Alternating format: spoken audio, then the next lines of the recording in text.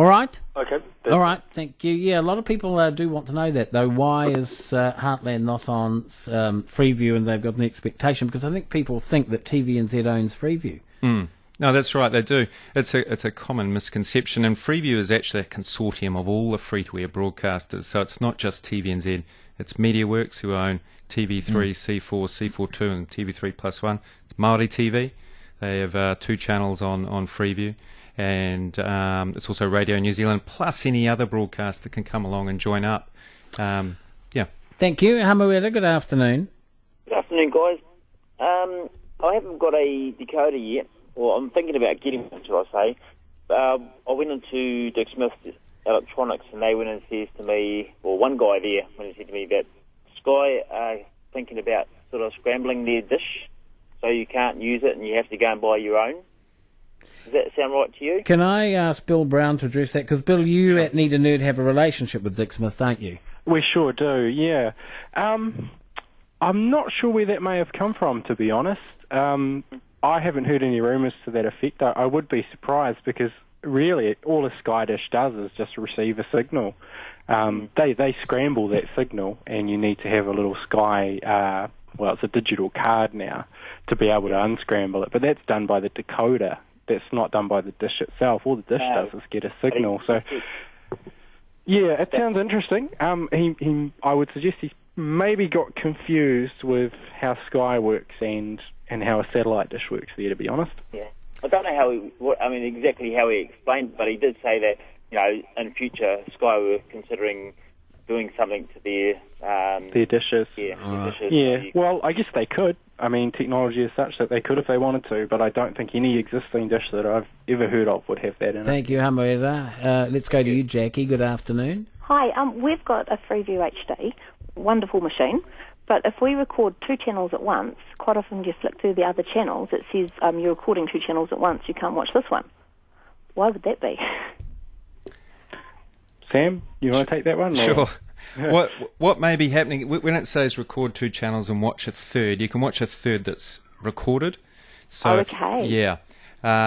So you can actually do it with 3, but it needs to be, there's a thing called multiplexes, which is where they're broadcast from. So if the 2 that you're watching are on one multiplex and the third is on another one, you'd be okay. But yeah, I mean, the general rule of thumb is record 2 and watch a third that you've recorded.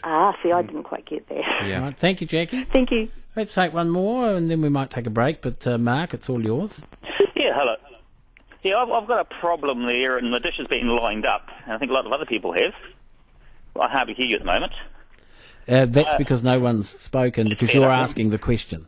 And when it rains, I think you need to put up the power. When it rains, we actually lose, and my neighbours do too, we lose signal. Do you lose a signal on Freeview coming off the hill? Because say you had an emergency and you want to put an emergency up and all the analogue goes off here, say there's a big storm coming across Auckland, bolt everything down. Well, with the system as it at the moment, if we have a big rain fade, how would anybody know? Who's addressing that? I'll answer that firstly, just around the difference between satellite and terrestrial and why you actually have 2. And I think that's a very good reason why you have 2, because a terrestrial network, in terms of natural disasters and rain fade, is a lot more robust. You don't really get rain fade with Freeview HD, so that's one of the benefits of it. Bill might want to talk about the... You got any comment on that one, Bill? Anything to add in there at all?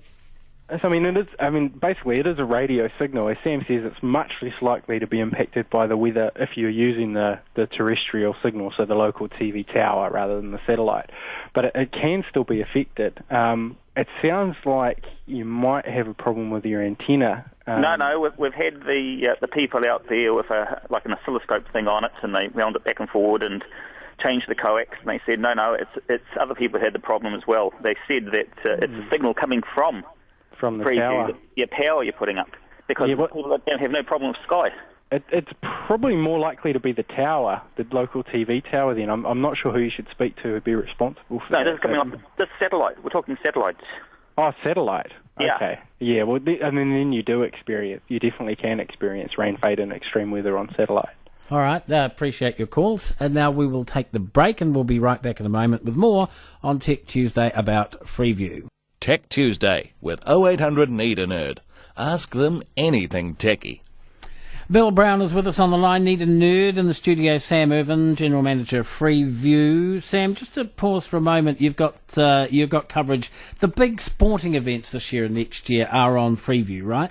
Well, that's right. I would say it's a question for the broadcasters, but we do have the Football World Cup coming up. TVNZ has the free-to-air rights to that, and they're going to be broadcasting all the All Whites games in HD.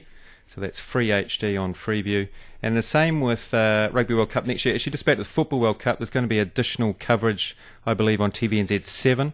So that's more games and delayed coverage, obviously, the All Whites. Next year, Rugby World Cup, I believe some of the channels will be offering the Rugby World Cup in free HD on Freeview. So I think that's a great benefit for viewers looking to go to free digital TV. Sure. People waited for Prime to come. That's there. What about trackside? That's the other big question I get. Right. In talking about Freeview. Trackside, very popular free analog channel, and we'd very much hope that very soon they'll be on the free digital platform. But once again, that's really a question for Trackside. Yeah, because I was wondering, very soon means what? Before Christmas or before the end of the century?